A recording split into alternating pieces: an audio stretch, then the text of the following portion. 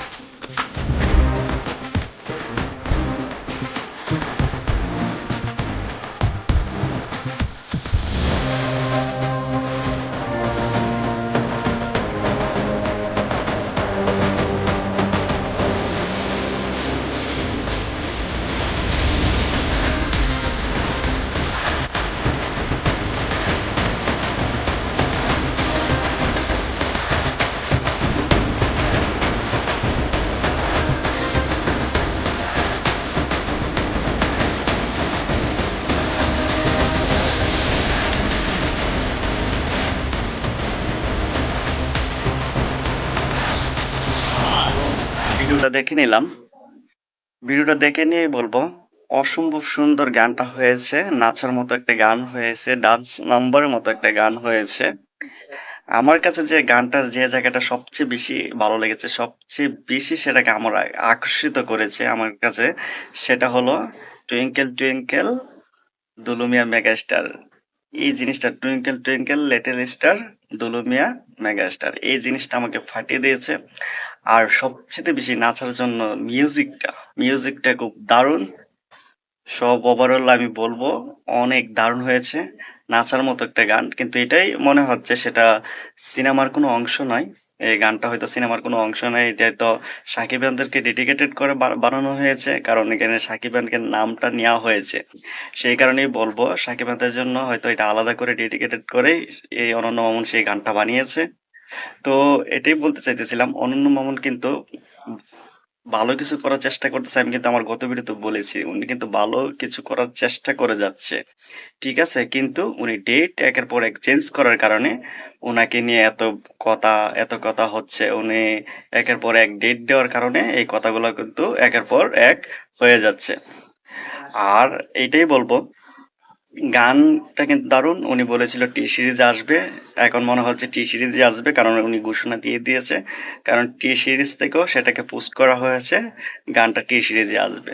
কিন্তু উনি চেষ্টা করে চাচ্ছিল, মানে একের পর এক চেষ্টা করতেছিল যে গানটা এই টি সিরিজ থেকে আসুক।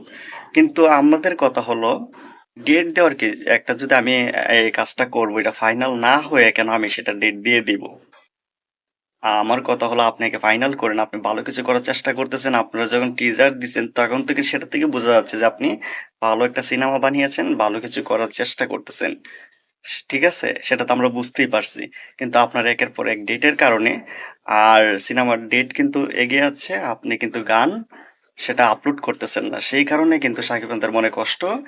যাই হোক, গান একের পর এক চলে আসলে আপনি কি করেছেন না না করেছেন সেটা নিয়ে ভাববে না।